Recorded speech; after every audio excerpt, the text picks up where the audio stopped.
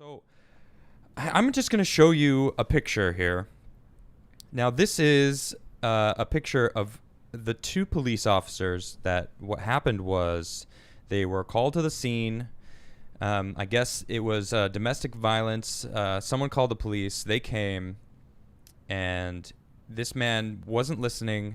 He basically just started walking away from these cops and they walked all over. You can hear them. I'm not going to play the video. I've seen the video, and it's essentially, this is just a cut from the video. And they were saying, please stop, like, sir, listen, I can't, whatever it is. But he wouldn't listen to them. He opens his car door and reaches inside really quick, and that's when they shoot him. So, yes, he did get shot in the back. But also, he wasn't listening to what they were saying.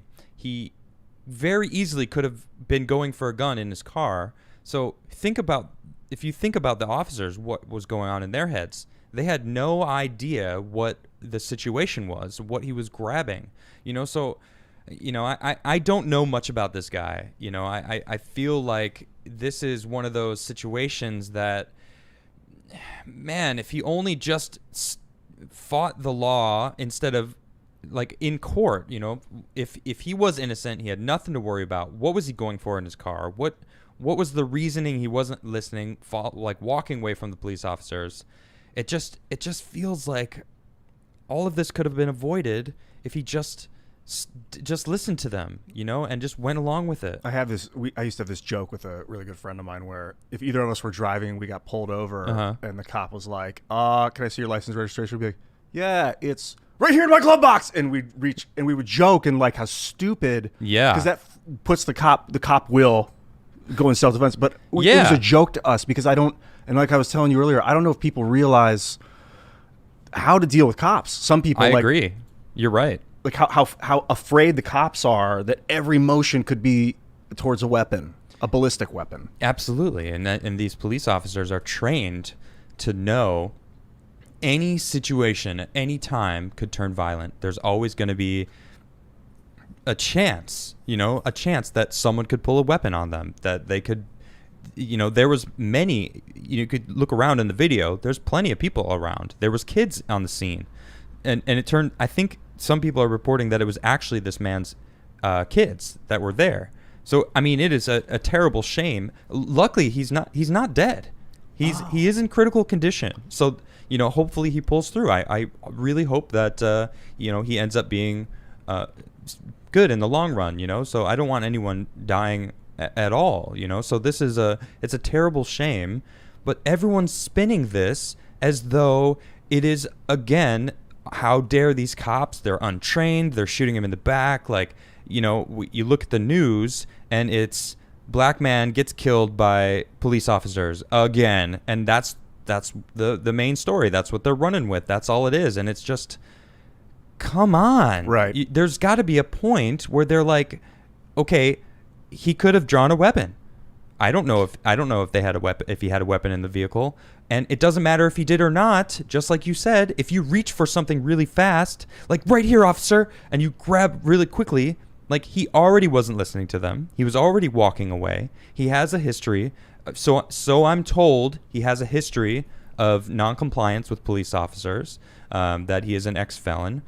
This is something that Steven Crowder posted, and that man is a smart dude. I trust him to do his research. So I'm going off the assumption that he's correct in this. And, he opens his car door and reaches inside. What do you think the police officers are thinking? Already he's non-compliant. He's already not listening. He's going to his car for something. They don't know what it is. So if there was a gun in the car, and he could have pulled around really quickly and shot the officers and killed them. So this is it's a shame. Like, I don't want anyone getting hurt. Like, he got shot 7 times. That's a lot. Wow. I don't feel like they needed to do that. But then again, their adrenaline's pumping. He's not listening. They probably were already having their adrenaline. Like, you can see that they were definitely like, please stop. Like, look at the demeanor of this. Yeah. They're letting him walk away. They're not tackling him to the ground. Should they have tackled him to the ground? If they tackled him to the ground, that's what the story would have been. Same kind of thing. Hits his head on the Police ground. officers tackle, an unarmed man, Now I want to reiterate, I don't like that he was shot. I think this is a terrible thing. But you have to look at all of the facts. He wasn't listening to them. It was a domestic violence, a call for domestic abuse of some sort. That's why the police were there in the first place. So because he wasn't listening, he walked around to his car. He reached into the vehicle. They don't know what it was, what the case was. Was he the guy that was doing the abuse that they were running on? I believe so. Okay.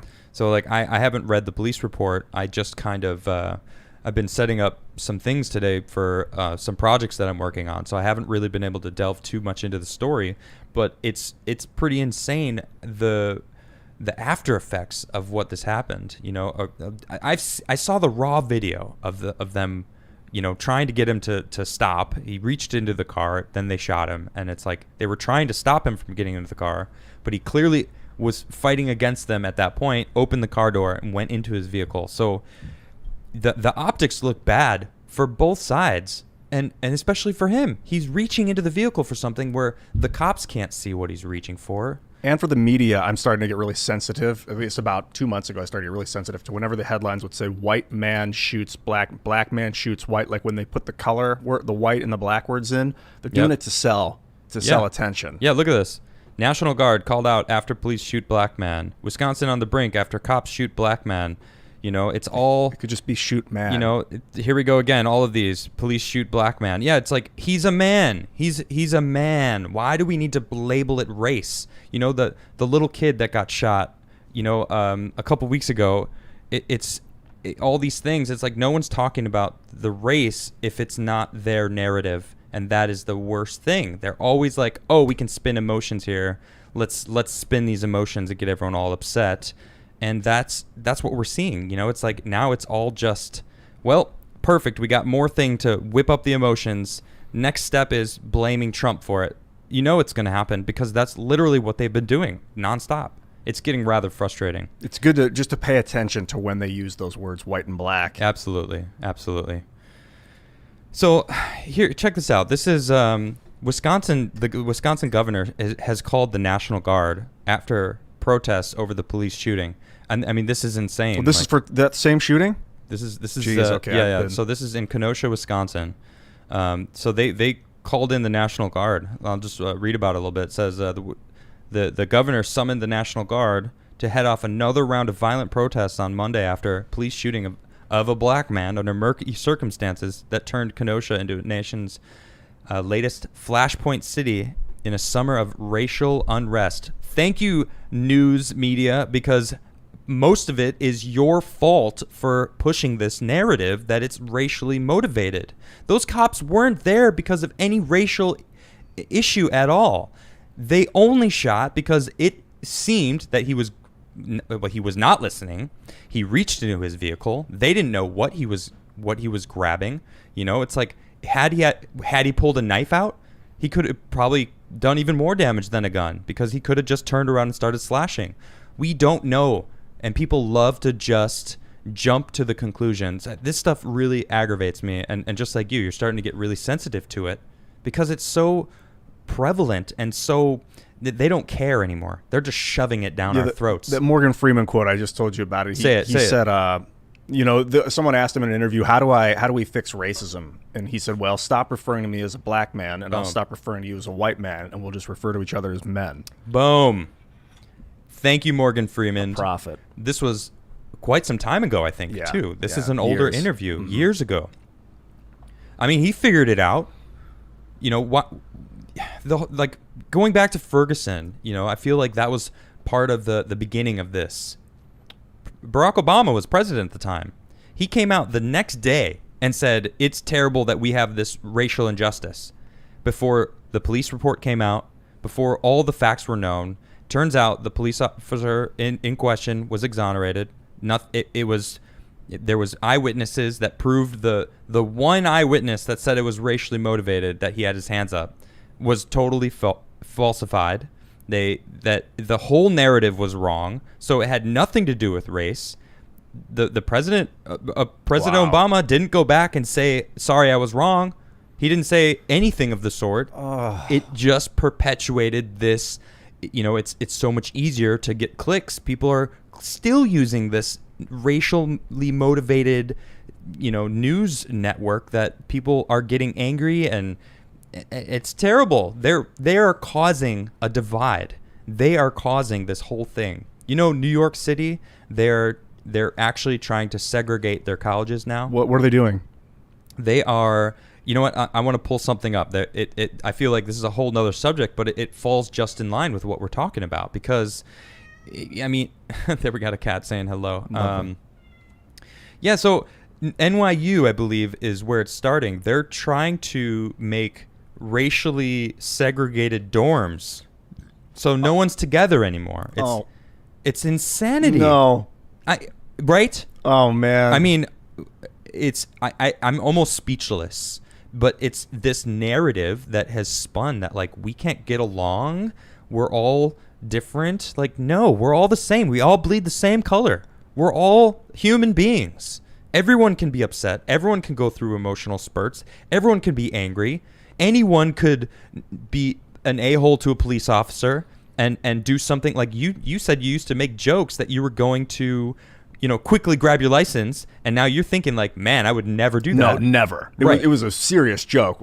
It's so dangerous, but I learned that. I kind of I knew growing up, do what the cops say, and then I really, in high school or whatever, really figured out, you don't mess with cops. And I started to be able to put myself in their situation. This is Betsy, by the way. Hi, Betsy. Wonderful cat. That's Betsy. She's a sweetie. She's very nice. She's actually featured on one of Tim's T-shirts. Oh yeah, it's the worst photo ever. Look, it's bizarre. Yeah, it's funny. When this cat first got here, it was totally like freaky. But now she's way more comfortable, and she's so cool now. She's super chill and mellow. I'm in love with this cat. Yeah. Betsy and during times and Ian of COVID, man, really get along very well. Having an animal. Yeah, it's true. It's true. So yeah, I mean, man, this is insane. So now, like, look what we've got. What's going on? This is from Drew Hernandez on Twitter. They are burning Kenosha now. This is a car lot. They're just burning these cars down before they know all the information. Instantly, they're just like, well, it's racially motivated. More reason for us to get angry and bring the police state down when they don't know anything. I've looked into this, just enough. I can see that the police had every right to fear that he was pulling a weapon out of his vehicle. They don't know. He has a history with the law. They probably knew that going in, and even if they didn't, it didn't matter. He wasn't listening to them. He was walking away, getting into his vehicle to grab something. The police don't know that. So see, these kind of things just really, and man, they are seriously just burning Wisconsin to the ground. This is crazy. I mean, there is so many of these videos out there where people are doing this. They're getting all upset, and I mean, they have to call in the National Guard. They got 125 members of the National Guard would be in Kenosha by the night for responsibility of guarding infrastructure and making sure our firefighters and others involved are protected. The county authorities also announced an 8 p.m. curfew, so they're bringing in another curfew to stop people from doing this. I mean, it gets even crazier. I mean, there was a sheriff. Let me see if I could just pull this up real quick. There was a sheriff that. Yeah. Here we go. Check this out. This is. Oops, sorry. Here. This is. They're stopping a sheriff from going in with a semi-automatic rifle, just standing there. And later on in this video, people start shooting when they start throwing tear gas to try to split the crowd up just to make it through. And they're standing there essentially assaulting. I mean, assault is non-physical. Battery is when it becomes physical. So they're essentially assaulting this sheriff. It looks like an APC or some sort of riot vehicle. But man, this stuff it's all happening before the case of them knowing the whole story. They're just jumping to conclusions. I don't know what you think. I've been thinking for a while that it's war weariness is contributing to this a lot. And I got that from, funnily enough, Civilization. I don't know if you ever played the Civ games. No, Tim used to ask me that all the time. And one of the things that happens is if your country's at war for too long or sustains too many losses, the people start to revolt. Yeah, and I can see that. I think we've been at war for 20 years, almost 20 years, 2001. And it has become like normalized, but at the same time, it's driving people insane for little kids to be told it's fine that we're over there bombing and wrecking with white phosphorus, and they're finding out on the internet how horrible it's been and how we haven't been told. And now that coupled with COVID and people being forced to stay inside and not having jobs and running out of money is like probably, I think it ignited. I think that's more of the case. It's definitely that's the flashpoint. But I think this war weariness has been this underpinning of stress in this country. Yeah. A lot of the issues, like psychological issues that people are going through these days, I think it's like kind of a broad theory. Yeah. I mean, honestly, most people, I bet most of these people out there that are rioting don't even think about the war, to be honest. That's what I think. I think that they're making their own war because they need something. Like I was talking to Carlin about this last Saturday. Dr. Carlin B. She was great. It was amazing to have her on as a guest. But she was saying about when you get comfortable, when life becomes easy, people need to create something to be mad at. Something to blame problems on.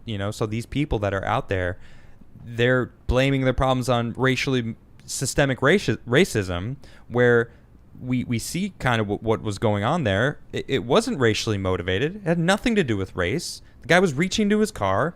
They had no idea what it was, so they feared for their lives and the safety of the pedestrians around them, and they shot the guy.